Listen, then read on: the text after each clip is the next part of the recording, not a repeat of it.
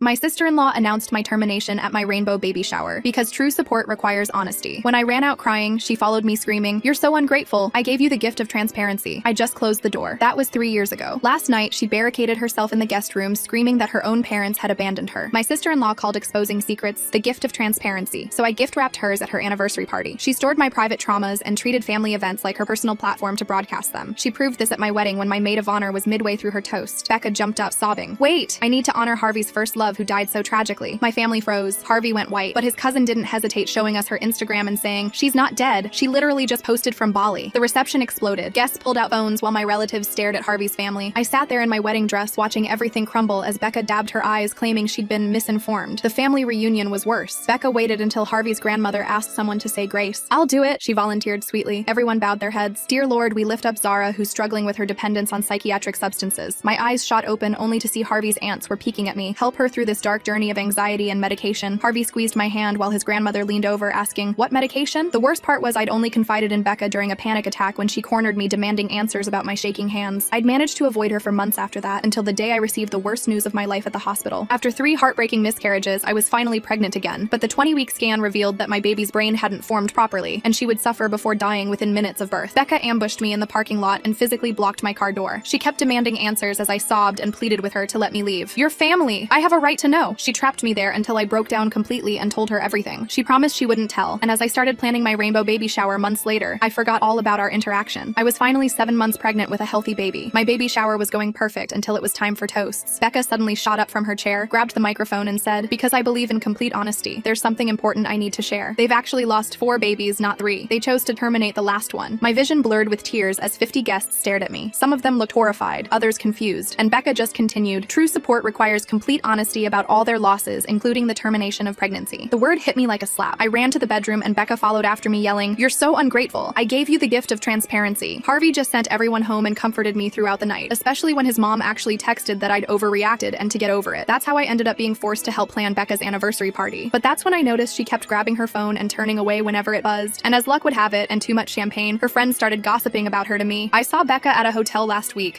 She looked so happy with that tall guy from her husband's company, Eric. My stomach dropped, and that's when I started paying attention to her. I noticed that every Tuesday she'd leave for book club but could never tell me what they were reading. Thursdays were church committee, but she never went to any. The best part? My friend at the hotel she was at confirmed she was there twice weekly with the same man, always holding hands at lunch, always the same room after. Fast forward to their anniversary party. There were 200 guests, and Becca walked around in a white gown, acting like it was her wedding day all over again. Eric sat with his wife, and I watched them carefully avoid looking at each other through all 5 courses. After dinner came the speeches. Becca stood up and started talking about their perfect decade together. She went on about honesty and trust, and how they'd built their marriage on complete transparency. Then she turned to me with that satisfied smirk. "Some family members could learn from our example instead of hiding behind secrets." The whole room noticed her pointed stare. That was it. I stood up and Becca smiled wider, thinking I'd been properly shamed into submission. I thanked her for teaching me that family should never keep secrets, and that transparency was the greatest gift we could give each other. Her smirk left her face when she heard my tone. So, in the spirit of Becca's values, I think her husband deserves that same gift of transparency. Those Tuesdays and Thursdays that she's gone, they're actually afternoons at the hotel downtown with Eric, room 423. The entire room erupted. Family members gasped and turned to stare at Eric, who knocked over his chair trying to leave while his wife stood up trembling. Becca's smugness shattered into pure rage and she screamed, "You jealous bitch! You're just trying to destroy my happiness because you can't create your own!" Spit flew from her mouth as she shrieked. I stayed calm and told her I was just returning her gift of transparency. She slammed her fists on the table, screaming that I didn't know what I was talking about. So I pulled out my phone and asked if she wanted me to show everyone the photos from last Tuesday. That's when she completely lost control. Becca launched herself across the table like a wild animal trying to grab my phone while glasses shattered and centerpieces went flying. Just then her husband caught her arm and asked the only question that mattered. Was there more he should know? Becca went completely still. That's when Eric's wife made the only connection we didn't know. "Oh my god, is that why you were at the fertility clinic last month?" The room stayed frozen for what felt like hours, but was probably only seconds. Eric's wife had gone pale, her hand pressed to her stomach as she stared at Becca. My sister-in-law's face cycled through emotions like a broken television, flickering between rage, panic, and something that might have been fear. Her husband's grip on her arm tightened. He pulled her back from the table, away from the shattered glasses and ruined centerpieces. His voice came out steady, but I could see his jaw working, the muscle jumping under his skin. He asked her again if there was anything else he needed to know. Becca yanked her arm free and stumbled backward. Her white anniversary gown had wine stains spreading across the bodice where she'd knocked over glasses in her lunge for my phone. She opened her mouth, closed it, then opened it again. No sound came out. Eric's wife took a step forward. Her whole body shook, but her voice carried across the silent room when she asked about the fertility clinic again. Asked if that's why Becca had been there. Asked if she was pregnant. That's when Becca found her voice. She spun toward Eric's wife and started screaming about misunderstandings and coincidences. Her hands flew through the air air as she insisted she'd been there supporting a friend. The words tumbled out faster and faster, each excuse more desperate than the last. But Eric's wife just pulled out her phone. She scrolled for a moment, then held it up. Even from where I stood, I could see the security camera screenshot. Becca entering the clinic, alone. The anniversary party guests started moving then. Some headed for the exits. Others pulled out phones to text or call. Harvey's aunts huddled together whispering while his cousins openly stared. His grandmother sat perfectly still, her lips pressed into a thin line. Becca's husband grabbed her shoulders and turned her to face him. He asked her directly if she was pregnant, asked if it was his. She tried to pull away, but he held firm. Her face crumpled and she started sobbing, ugly choking sounds that echoed through the ballroom. But she still wouldn't answer. That's when Eric finally spoke. He'd been silent through everything, frozen at his table while his wife confronted Becca. Now he stood up slowly, his chair scraping against the floor. He looked at his wife first, then at Becca's husband. He confirmed they'd been seeing each other for 8 months, confirmed the hotel meetings, confirmed that Becca had told him she was on birth control. His wife made a sound like she'd been punched. She doubled over, one hand on her stomach, the other gripping the table. Her friends rushed to support her while Eric stood there, looking like he wanted to go to her but knowing he'd lost that right. Becca screamed at him then, called him a liar, a betrayer, said he'd promised to keep quiet. She lunged toward him, but her husband caught her again, holding her back while she thrashed and cursed. The venue manager appeared with security guards. They positioned themselves near the exits while the manager approached Becca's husband, speaking quietly about containing the situation. But the damage was done. 200 guests had witnessed everything. Harvey stood up and helped me gather my things. His hand stayed steady on my back as we moved toward the exit. But Becca spotted us leaving and broke free from her husband's grip. She charged toward us, her face twisted with rage. Security moved to intercept, but she was already screaming, blaming me for ruining her life, saying I destroyed her marriage out of jealousy, claiming I'd never forgiven her for telling the truth about my problems. I stopped walking, turned to face her. The entire room watched as I pulled up the photos on my phone, not just from last Tuesday, from the past 3 months. Different angles, different days, but always the same 2 people, always the same hotel. I showed them to her husband first. His face went gray as he scrolled through image after image. Becca's gift of transparency turns out to be more like a gift card she only wants others to redeem while she hoards her own secrets in the back of the closet. Classic case of someone who confused honesty with cruelty until karma showed up with receipts. Then I turned the phone toward the crowd, holding it high so everyone could see. Becca collapsed then, just crumpled to the floor in her stained white gown, sobbing and wailing. Her husband stepped back from her like she was contagious. Eric's wife had already left, supported by friends. Eric himself stood alone, abandoned by everyone. Harvey's mother pushed through the crowd. I thought she was coming to comfort Becca, her precious daughter-in-law who could do no wrong. Instead, she walked straight to me. She apologized, said she'd been wrong about the baby shower, wrong to defend Becca, wrong to ignore the warning signs. Then she turned to Harvey and apologized to him too, for always taking Becca's side against us. That seemed to break something in the room. Harvey's aunts approached next, offering apologies and support. His cousins followed. Even his grandmother stood up and made her way over, patting my hand and murmuring about how some people just couldn't help themselves from spreading poison. Becca watched it all from the floor. Her husband had stepped even further away, pulling out his phone to make calls, probably to lawyers. Her parents stood frozen by their table, looking like they'd aged 10 years in 10 minutes. The venue manager finally got security to help Becca to her feet. She looked around wildly, searching for allies, for anyone who'd take her side, but even her own friends had backed away, whispering behind their hands. She tried one more time, pulled herself up straight, smoothed her ruined dress, and announced that everyone would regret this, that she'd make sure they all knew what kind of people we really were, that the truth would come out about my mental problems, my medication, my terminated pregnancy. But her threats fell flat. People were already leaving, shaking their heads. Some stopped to squeeze my shoulder or Harvey's hand. Others just filed out silently, probably already composing the texts they'd send to everyone who'd missed the show. Eric slipped out during the exodus, just walked out without a word to anyone, leaving his marriage and his job and his reputation in ruins behind him. Becca screamed his name, but he didn't even pause. Her husband finally approached her then, told her to get her things, said they'd talk at home. The word home came out bitter, like it hurt to say. Becca turned those wild eyes on me one last time. I could see her calculating, trying to find some way to hurt me, some secret she hadn't already spilled, some pain she hadn't already caused. But I just looked back at her calmly. Everything she'd used against me was already out there. My anxiety, my medication, my losses, my terminated pregnancy. She'd fired every shot in her arsenal over the years. There was nothing left for her to expose. Harvey and I left then, walked out of that ballroom with our heads high while Becca sobbed behind us. The valet brought our car around and Harvey helped me in carefully, mindful of my pregnant belly. As we drove away, I could see the last guests streaming out of the venue. The anniversary party that was supposed to celebrate 10 years of marriage had become the night everything fell apart instead. Harvey reached over and took my hand. We didn't talk about what had happened, not yet, but his thumb rubbed gentle circles on my palm as we drove home in silence. My phone buzzed with texts, family members reaching out, friends who'd already heard. I turned it off and leaned back in my seat, one hand resting on my stomach where our baby grew safe and healthy. The next morning brought exactly what I'd expected. My phone had dozens of missed calls and hundreds of texts. Harvey's phone was the same. The family group chats had exploded overnight with everyone taking sides and sharing opinions, but the most interesting message came from an unknown number. When I opened it, I found a simple text from Eric's wife. She thanked me for having the courage to speak up, said she'd suspected for months but never had proof. Then she shared something that made my blood run cold. This wasn't Becca's first affair. Eric's wife had done some digging after leaving the party, found out Becca had been involved with at least 2 other men from her husband's company over the years. Always the same pattern, always the same lies. I showed the message to Harvey over breakfast. He set down his coffee and rubbed his face, looking exhausted. We'd barely slept, too wired from the confrontation to relax. His phone rang rang then. His mother again. She'd called 6 times already, but he'd let it go to voicemail. This time he answered, putting her on speaker. She was crying. Said Becca had shown up at her house at 3 in the morning, hysterical and demanding sanctuary. His mother had let her in but regretted it immediately. Becca had spent hours ranting about me, making wild accusations, insisting this was all an elaborate plot to destroy her. Harvey told his mother to make Becca leave. His voice stayed calm, but I could see the tension in his shoulders. His mother protested, saying Becca had nowhere else to go. Her husband had changed the locks. Her parents weren't answering their door, but Harvey held firm, told his mother that Becca had made her choices, that harboring her would only enable more destructive behavior, that our baby didn't need that kind of stress, and neither did I. His mother agreed reluctantly. We could hear Becca screaming in the background when she told her she had to leave. The sound cut off abruptly as his mother hung up. Harvey's mother called back within minutes. Becca had refused to leave and barricaded herself in the guest bedroom. I watched Harvey's knuckles turn white as he gripped his phone. He grabbed his keys and headed for the door, but I stopped him. Going there would only give Becca the confrontation she wanted. Instead, I suggested calling his father. His father arrived at their house 20 minutes later. We listened on speaker as he physically removed Becca's belongings from the guest room, while she pounded on the locked bathroom door where she'd retreated. The sound of her wailing echoed through the phone until his father finally convinced her to leave by threatening to involve the police. 2 hours later, Becca appeared on our doorstep. Harvey spotted her through the security camera and immediately deadbolted the door. She rang the doorbell continuously for 10 minutes, then started pounding when we didn't answer. Our elderly neighbor came out to investigate the noise, and Becca immediately launched into a tearful story about family cruelty and being homeless while pregnant. I watched from the window as our neighbor's expression shifted from concern to suspicion. Becca's mascara ran in dark rivers down her cheeks, but her performance felt rehearsed. When our neighbor suggested she call someone for help, Becca's demeanor changed instantly. She snapped at the woman and stormed off to her car. Harvey's cousin Benji texted us an hour later. Becca had shown up at his apartment complex, going door to door looking for sympathy. She'd told 3 different versions of the anniversary party to 3 different relatives. In one version, I'd physically attacked her. In another, I'd been hammered and delusional. In the third, I'd fabricated evidence to frame her. The family group chat exploded with confusion. Harvey's aunts started questioning what really happened. His uncles demanded proof. Suddenly, the clear narrative from the party became muddled with Becca's contradictions. I felt my chest tighten as I watched family members who'd supported me just hours ago now expressing doubts. Harvey called his grandmother to set the record straight, but Becca had already been there. She'd arrived at the assisted living facility that morning with flowers and tears, spinning a tale about postpartum depression and a misunderstanding blown out of proportion. His grandmother, who'd always had a soft spot for Becca, was wavering. I spent the afternoon organizing the evidence on my phone, screenshots of the hotel confirmations my friend had sent, photos from the past 3 months, text messages from Eric's wife confirming the timeline. But as I scrolled through everything, I realized how easily Becca could claim it was all fabricated. Photos could be doctored, messages could be faked. Without Eric or his wife willing to testify, which they weren't, it became my word against hers. Becca's husband, John, called Harvey that evening. His voice sounded hollow, defeated. He'd found more evidence at home. Credit card statements hidden in her craft room, a second phone tucked behind old photo albums, receipts for jewelry he'd never seen her wear. The affair with Eric was just the latest in a pattern stretching back years. John asked if we had any idea where Becca might be staying. She'd emptied their joint savings account that morning, taking $30,000. Not enough to start a new life, but enough to cause serious damage. Harvey and I exchanged worried glances. A desperate Becca with money and nothing to lose was dangerous. The next morning, I woke up to 57 Facebook notifications. Becca had created a post in the family group, a long, rambling narrative painting herself as a victim of a coordinated attack. She claimed I'd been jealous of her marriage, that I'd hired someone to seduce her, that the photos were staged. She even suggested my pregnancy hormones had driven me to delusion. Family members were commenting, taking sides, arguing. Some pointed out the holes in her story. Others, particularly the older relatives who struggled with technology, believed her claims about doctored photos. The post had been shared to other family groups, spreading the drama beyond our immediate circle. I wanted to respond, to defend myself, but Harvey stopped me. Engaging would only fuel the fire. Instead, we documented everything. Every post, every comment, every wild accusation. Our lawyer friend, Victoria, advised us to start building a defamation case, just in case. How did Becca manage to empty $30,000 from their joint account so quickly? The way she's creating different versions of the same story for different relatives shows such a strange pattern. I wonder if she actually believes one of these versions herself, or if she knows she's making them all up. Becca's next move came through Harvey's workplace. She called his office, speaking to his manager about his unstable home situation, and suggesting he might need time off to deal with his mentally ill wife. Harvey's manager, thankfully, knew him well enough to recognize manipulation, but the seed of doubt was planted. Human resources got involved. Harvey had to sit through meetings explaining the situation, providing context for why his sister-in-law was trying to sabotage his career. The stress showed in the tension around his eyes, the way he came home and immediately poured himself tea with shaking hands. I started spotting Becca's car in unexpected places, outside my prenatal appointment, in the grocery store parking lot, 3 cars behind us on the highway, never close enough to prove stalking, but present enough to unsettle. My anxiety medication sat untouched in the cabinet. I couldn't risk anything affecting the baby, so I endured the panic attacks that came with feeling watched. Harvey's mother called crying one afternoon. Becca had shown up at her book club, telling everyone about our vendetta against her. She'd brought printed screenshots of text messages, supposedly from me, threatening to destroy her life. The messages were fake, but convincing enough that 2 of his mother's oldest friends had left the meeting in disgust. We hired a private investigator, Benjamin, to document Becca's harassment. He was a retired cop who specialized in family disputes, recommended by Victoria. Within days, he had footage of Becca following me to 3 different locations, photos of her car outside our home at odd hours, and recordings from security cameras at various family members' homes showing her arrival times matching their stories. The breaking point came during my 30-week prenatal appointment. I was in the examination room when the nurse mentioned someone in the waiting room claiming to be my sister, saying there was a family emergency. My blood ran cold. I didn't have a sister. Security footage later showed Becca trying to access my medical records, claiming she needed them for insurance purposes. When that failed, she'd attempted to convince staff that I was mentally unstable and shouldn't be making my own medical decisions. The hospital security had to escort her out when she became belligerent. Harvey filed for a restraining order that afternoon. The stress was affecting my blood pressure, and my doctor warned about the risks to the baby. We needed legal protection, but the process would take time